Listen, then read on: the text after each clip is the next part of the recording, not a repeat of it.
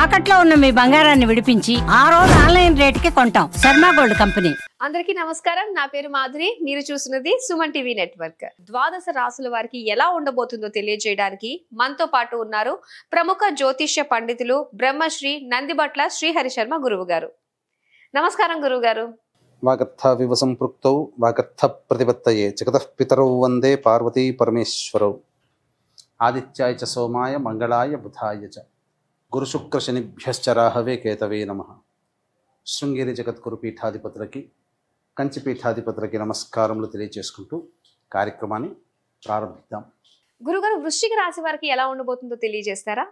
ద్వాదశ రాశులలో భాగంగా మే 18వ తారీఖు నుంచి 31వ తారీఖు వరకు ఈ 12 రాశుల వారికి ఏ విధంగా ఉండబోతుందో తెలుసుకునే ముందు గ్రహ సంచారం గురించి తెలుసుకుందాం. మేషంలో బుధుడు, వృషభంలో రవి, మిథునంలో గురువు, అలాగే కర్కాటకంలో కుజుడు స్తంభించి ఉండడం. 18వ తారీఖు నుంచి రాహువు కుంభంలోను, కేతువు సింహంలోని సంచారం చేస్తుండడం. మీనరాశిలో శని శుక్రుల యొక్క సంచార ప్రభావం వెరసి చూసినట్లయితే వీక్షించేటువంటి ప్రేక్షకులకి ఒక అద్భుతమైనటువంటి యోగము ఈ మే 18, 19, 20వ తారీఖులో నుంచి చూసుకుంటే రాహుకేతులు అనగా రాహుకేతుల మధ్య మొత్తము సప్తగ్రహాలు బంధింపబడి ఉండడం, కాలసర్పదోష ప్రభావము మే 18వ తారీఖు నుంచి ప్రభావం ప్రారంభమైంది. ఇక ఈ 18వ తారీఖు నుంచే గ్రహమాలికా యోగము 18, 19, 20వ తారీఖులో చూసుకుంటే గ్రహాలన్నీ వరుసగా ఒక రాశిలో ఒక మాలగా ఉండిపోయింది. 18వ తారీఖు నుంచి 20వ తారీఖు వరకు మొత్తం గ్రహాలన్నీ ఒక్కొక్క రాశిలో ఉన్నాయి. అనగా సప్తగ్రహాలు మొత్తము 1, 2, 3, 4, 5, 6, 7, 8 రాశుల్లో మొత్తము నవగ్రహాలు 8 రాశుల్లో స్థిరపడి సంచార ప్రభావం అనేటువంటిది ఉంది. కాబట్టి గమనించగలరు. మే 18వ తారీఖు నుంచి 31వ తారీఖు వరకు కూడా వృశ్చిక రాశిలో జన్మించినటువంటి వారికి ఏ విధంగా ఉండబోతుందో తెలుసుకున్నాం. గ్రహ సంచార రీత్యా చూసినట్లయితే శని పంచమ స్థానంలో, శుక్రుడు పంచమ స్థానంలో యోగ కారకత్వాన్ని కలగజేస్తున్నాడు. తద్వారా అనుకున్నటువంటి పనులు సజావుగా పూర్తవుతాయి. అన్నిటికంటే వివాహం కావాల్సినటువంటి అబ్బాయిలకి అమ్మాయిలకి వివాహ సంబంధాలు కుదురుతాయి. ముఖ్యంగా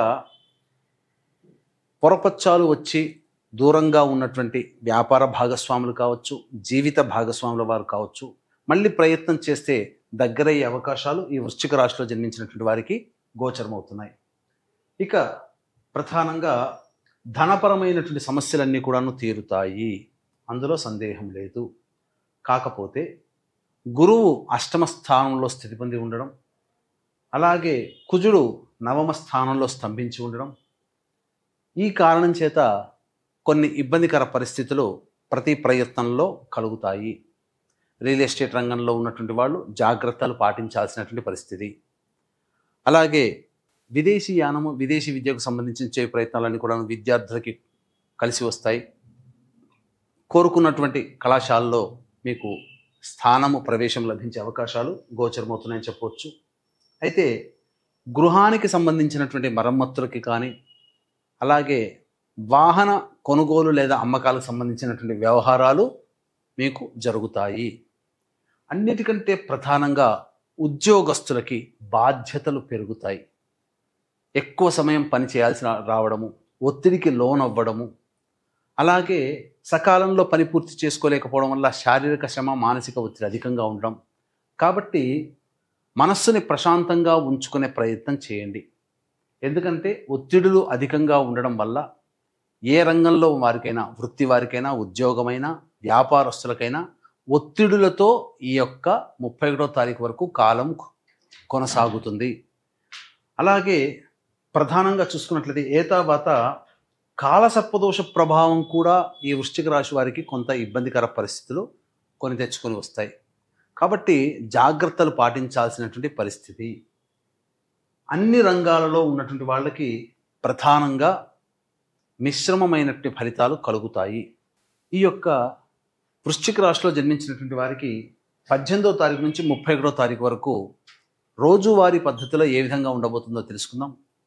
ముందుగా వీక్షించేటువంటి ప్రేక్షకులకి గమనిక, ఈ 22వ తారీఖు రోజున హనుమత్ జయంతి సందర్భంగా జాతకరీత్యా కలుగు విద్య, వివాహ, ఉద్యోగ, దాంపత్య, అనారోగ్య సమస్యల నివారణకి, అలాగే మేష, మిథున, కర్కాటక, సింహ, కన్య, వృశ్చిక, ధనస్సు, కుంభ, మీన రాశిలో జన్మించిన వారికి శనిదోష పరిహారార్థమై శనీశ్వర హోమముతో పాటుగా సర్వదోష నివారణ పూజల హోమాలు జరిపించి శక్తిపాతము చేయబడినటువంటి శంకరుంగలి మాలని మీకు అందివ్వడం జరుగుతుంది.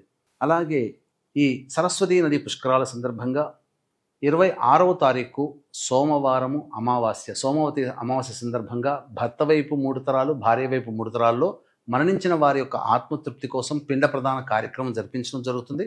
అలాగే 27వ తారీఖు రోజున అమావాస్య ఉన్నది కాబట్టి ఆ సందర్భంగా జాతకరీత్యా అనేక సమస్యలు ఎదుర్కొని ఆ సమస్యల పరిష్కారం కాలేకుండా ఇబ్బందులు పడుతున్నటువంటి వాళ్ళకి, విజయాలు పొందలేకుండా ఇబ్బందులు పడుతున్నటువంటి వాళ్ళకి, ముఖ్యంగా తండ్రి వైపు 6 తరాలు, తల్లి వైపు 3 తరాల్లో ఏవైనా దుర్మరణాలు కనుక ఉన్నట్లయితే ఆ యొక్క ఆత్మఘోష నివృత్తికి పితృదోష నివారణ పూజల హోమాలు అనేటివి జరిపించడం జరుగుతుంది. అవకాశం ఉన్న వాళ్ళు వీటి వివరాలు కార్యక్రమం తదనంతరం కాంటాక్ట్ చేసి పూర్తి వివరాలు తెలుసుకోవచ్చు.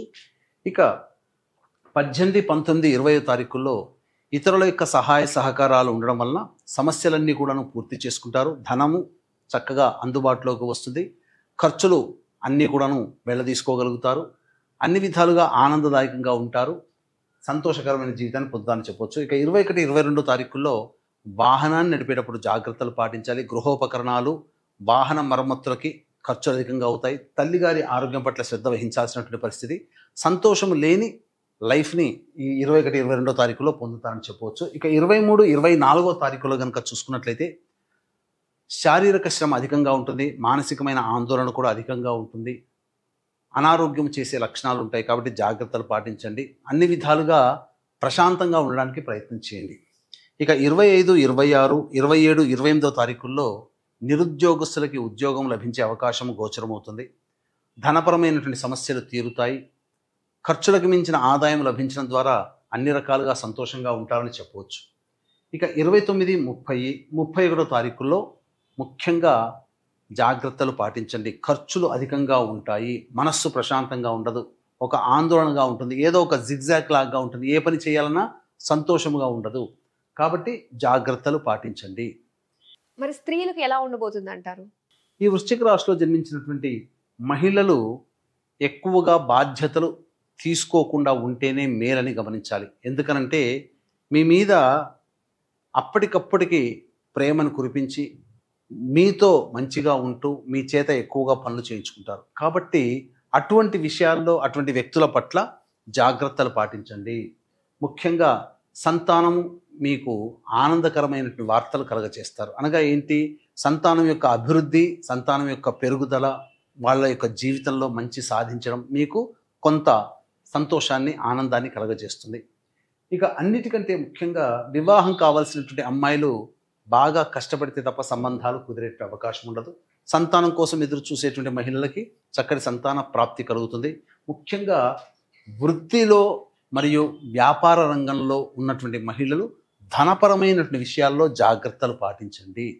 ఉద్యోగస్తులు, ఉద్యోగినులు ఎవరైతే ఉంటారో మహిళలు, వాళ్ళు కొత్త ఉద్యోగం కోసం వెతుకోవడం కంటే ఉన్న ఉద్యోగంలోనే కనుక ఉన్నట్లయితే చాలా మటుకు ప్రశాంతంగా జీవిస్తారు. ఎందుకంటే సమయం అనుకూలంగా లేదు అని గమనించగలరు.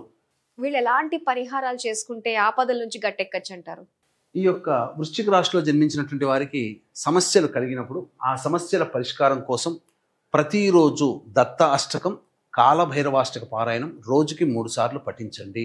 ఇప్పుడు చెప్పినటువంటి సమస్యల కంటే ఇంకా విభిన్నంగా మీ యొక్క జన్మ జాతకాలు కనుక ఉన్నట్లయితే మీ జీవితంలో నడుస్తున్నటువంటి దశాంతర దశల ప్రభావాలు కావున దగ్గరలోని మంచి ఉపాసనా పరులైనటువంటి జ్యోతిషుని సంప్రదించి వారి సలహాలు, సూచనలు పాటించండి. అలాగే ఈ సంబంధించినటువంటి సోమవతి అమావాస్య సందర్భంగా పితృదోష నివారణ పూజలు, హోమాలు, అలాగే సరస్వతి పుష్కరాల సందర్భంగా పిండ ప్రదాన కార్యక్రమాలు మరియు హనుమత్ జయంతి సందర్భంగా శక్తిపాతము చేయబడినటువంటి శంకరుంగలి మాలని సర్వదోష నివారణ పూజల హోమాల్లో భాగంగా చేయించి ఇవ్వడం జరుగుతుంది. అవకాశం ఉన్న వాళ్ళు కార్యక్రమ తదనంతరం కాంటాక్ట్ చేసి పూర్తి వివరాలు తెలుసుకోవచ్చు. వృశ్చిక రాశి వారి ఫలితాలు తెలియజేసినందుకు ధన్యవాదాలు గురుగారు. సర్వం శ్రీ ఉమామహేశ్వర పరబ్రహ్మార్పణమస్తు.